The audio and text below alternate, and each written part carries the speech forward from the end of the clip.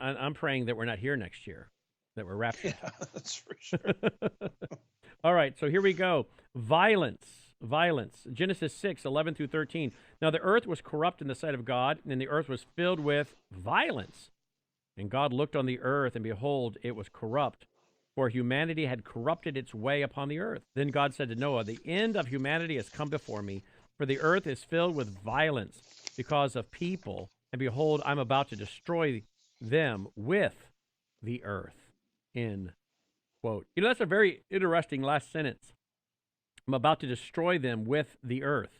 How interesting that these folks worship the earth today, Mother Earth, Gaia Earth worship, and it looks as though that's going to happen again. God's going to destroy them with the earth. The very earth they worship, they're going to find the things that are killing them and bringing judgment are going to come from out of the earth. Would you agree? Yes, and there's an interesting scripture. It's around Revelation 11, verse 18, if memory serves. It talks about how God is going to destroy those who destroy the earth.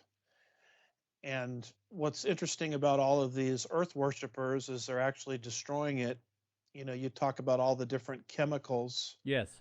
that we're subjected to. All right, so here we go. Genesis 1:26 to 28. Then God said, let us make man in our image, according to our likeness, and let them rule over the fish of the sea, over the birds of the sky, over the cattle, and over all the earth, and over every creeping thing that creeps on the earth.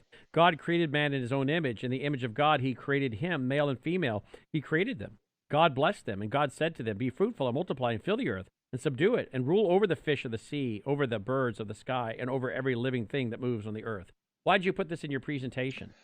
Because that's what got lost.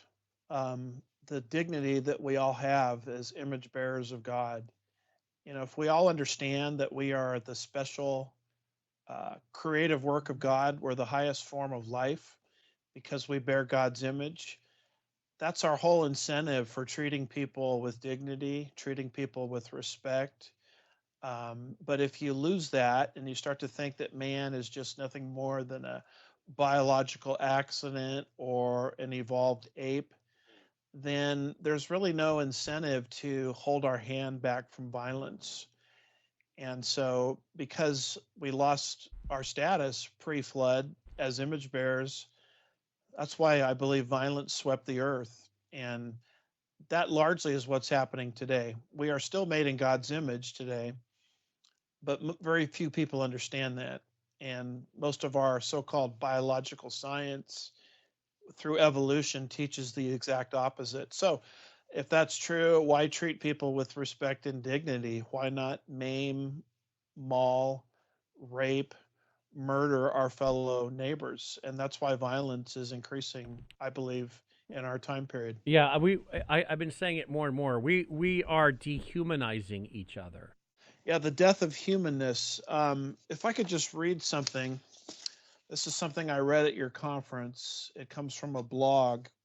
I don't have a slide on it, but it says, according to the American Academy of Pediatrics, your average child between ages 2 and 18 spends 3 hours a day watching TV. And they typically watch cartoons, which average 20 acts of violence in an hour. So by the time a child reaches the age of 18, they will have seen 16,000 simulated murders, 200,000 acts of violence on television. Keep in mind that we're dealing with young people who have a difficult time or may not have the filter in yet, you know, to discern right from wrong. And so, just based on video games, cartoons, what people watch on TV, particularly the youth, um, we're dehumanizing the human race.